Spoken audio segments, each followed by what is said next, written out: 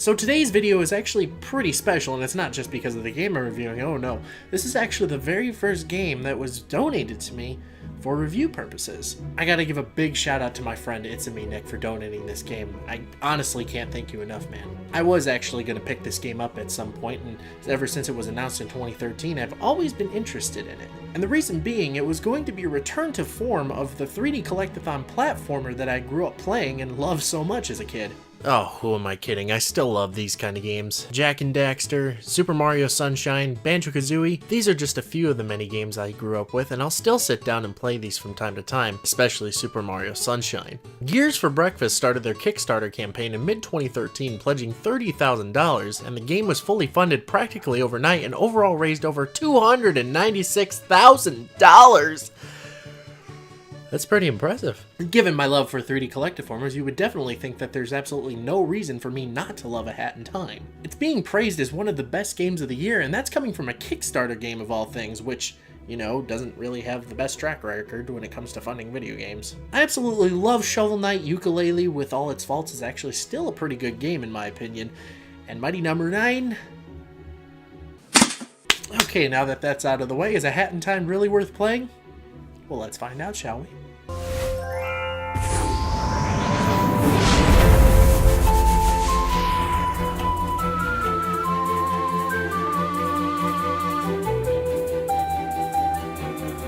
Soaring through the vastness of space over a planet populated by mafia goons, talking birds, and demonic spirits, a lone spaceship floats alone through the dark void. That ship's captain? A little girl with a top hat. This is Hat Kid, and she's the cutest thing ever. She's on her way home, wherever that is, when a mafia goon somehow floats up from the planet to the window of the spaceship and demands payment since she's floating above Mafia Town. Jesus Christ.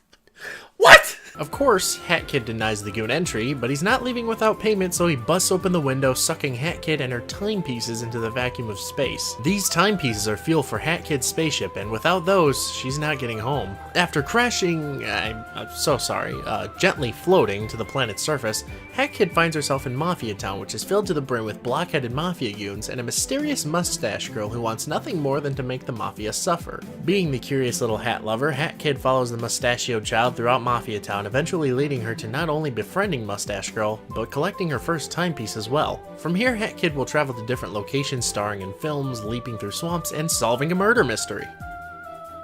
Well, that turned dark real quick.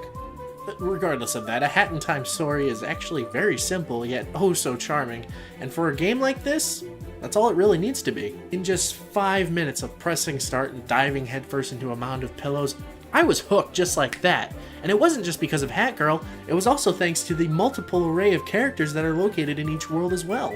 A Hat in Time boasts an impressive cast of characters that make this world feel even more alive. Many of them are just so quirky and wonderful to interact with. Each character is wonderfully animated and expressive, and oh my god, the voice acting. Many of the NPCs have something to say, and they're downright hilarious at times. I don't recognize any of the voice actors, with the exception of JonTron as the owl receptionist. Quite fitting if you ask me. And whoever voices the Snatcher was having way too much fun. You blew it!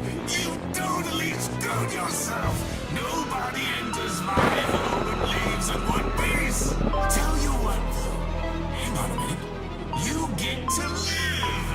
That's right! Until With a little research, I did find the voice actor for the badge seller actually voiced characters in Dust, Smite, and everyone's favorite, Yu-Gi-Oh! Zexal. What the fuck is up with his hair? The moment I was introduced to Hat Girl, I absolutely fell in love. She doesn't say much, but she is so expressive. I especially love running around Mafia Town, and Hat Kid just sticks her tongue out at the goons. Oh, and look at this! Look at this idle animation! She's playing with her toys! Oh my god, it's just so adorable. I can say the same for the rest of the characters, and oh my god, I absolutely love the character designs. They're just so freaking adorable, and I need a figure of Hat Kid or something, like, right now! The worlds in A Hat in Time offer a wonderful variety of environments. You could be running around a town controlled by the Mafia, a movie studio filled with birds, or I'm pretty sure that's a bird. Anyway, or a spooky forest. Each chapter in the story offers a unique title card detailing what's going to happen in the level, and I gotta say, these are really nice to look at. There is so much to do in each level that I often found myself trailing off and just exploring. The texture work and the lighting are both very impressive, and I couldn't help but stop, take a seat, and just enjoy the sights. Unfortunately, as much as I love the character and level designs, there are some minor flaws. Characters' eyes and mouths aren't textured onto the models and feel sort of out of place. It looks like the developers were going for a Wind Waker style of design, and it works most of the time. Some models look downright weird in certain lighting and up close, almost as if they're made out of clay, and sometimes characters will clip through objects in the world. These are pretty minor nitpicks though, and I honestly didn't really notice them since I was having so much fun running around the different worlds and listening to this awesome soundtrack. Oh my god, this soundtrack is just so good! Every track just personifies how fun this game truly is. Some tracks are calm and serene, and some are bouncy when they need to be. The soundtrack was composed by, oh god, I'm sorry if I pronounce this wrong, Pascal Michael Stafel, and the one and only Grant Kirkhope. If I had no knowledge of this game's development or who was involved, and you told me Grant Kirkhope helped compose the soundtrack, I'd probably call you a dirty little liar. I think my favorite song so far has to be the Mafia Boss's Big Showdown, mostly because it's just a rockin' tune. There's also a point where you're able to choose two different sides in a battle of the filmmakers, if you will. The music will actually change depending on which side you pick. It's pretty damn cool. Take a listen.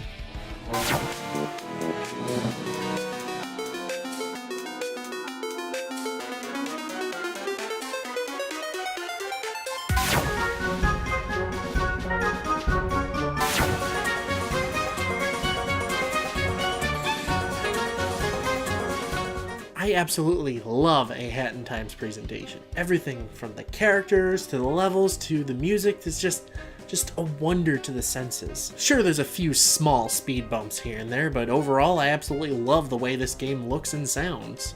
And of course, a game can look and sound great, but how does a Hat in Time play? Well, I'm not gonna lie to you, pretty damn good. A Hat in Time is presented as a love letter to collectathon platformers from the N64 and GameCube era, so that's what you're going to be doing throughout your adventure. Collecting stuff. The more abundant collectibles are gems, which you can use as currency for pins you can buy from the badge seller who I mentioned earlier. These badges offer perks like attracting collectibles to you or making it so you don't crash into walls when you do your dive move. Yeah, Hat Kid is pretty nimble when it comes to platforming. She can double jump, run up walls, and then do a wall jump, and she can even do a dive move straight out of Super Mario Sunshine. What's cool about Hat Kid's dive is she can cancel it in midair if she so pleases, which acts as sort of a triple jump. This comes in handy during tight platform segments and even to bypass certain obstacles altogether. Platforming is so tight and allows for freedom to the player. If you want to run fast, go right ahead, but if you want to take it slow, that's fine too. Other collectibles are yarn balls that you can use to make a variety of hats. Each hat acts as a power-up of sorts for Hat Kid. Her default hat can point the player in the direction of the objective, the speed hat lets Hat Kid run up platforms faster, and the brewing hat allows Hat Kid to create a mixture that can be thrown at certain obstacles and kill enemies. There are other hats that you can create as well, like an ice hat and a fox mask. You can switch between your hats on a whim, and time even slows down a little bit to give the player a bit of breathing room if they're in combat. Hat Kid can also attack enemies by diving into them or smacking them with an umbrella. Or if you have a key, Hat Kid becomes a Keyblade Master. Enemies who take multiple hits will get smart to what attacks you'll do if you begin to spam, so make sure you change it up a bit. Finally, the main collectibles are the timepieces that were lost when the Mafia goons smashed your window. These are pretty much the stars or jiggies of a Hat in Time. You collect these to unlock levels located in the hub world to progress through the game. Funny how hourglasses are the main collectible, and yet there's really nothing about controlling time, except when Mustache Girl drops one and rewinds time for a bit. Oh, and time rifts, which are just strict platforming challenges like in Mario Sunshine. You don't need every timepiece to progress through the game, so you can pick and choose whichever levels you desire and enjoy the game as anyone going for 100%. I personally haven't done so yet, but I definitely plan on doing so in the future. A Hat in Time is by far one of the best indie platforming games that I've ever played, and dare I say, it's right up there with my personal games of the year. A Hat in Time is a brilliant game, and dare I say, it is definitely worthy of a Platinum Star. It's a culmination of everything that works in a 3D collective form, from the characters, to the story, to the music, to the level design, and more. It'll definitely leave you craving more. And more is coming in the form of DLC. That's right, Gears for Breakfast is releasing even more chapters, and I am definitely on board for that. So to all of those who backed this game, thank you so much for making this possible, and a huge, huge thank you to It's-A-Me Nick for donating this game to me. I cannot thank you enough for letting me experience this game. And wait a minute.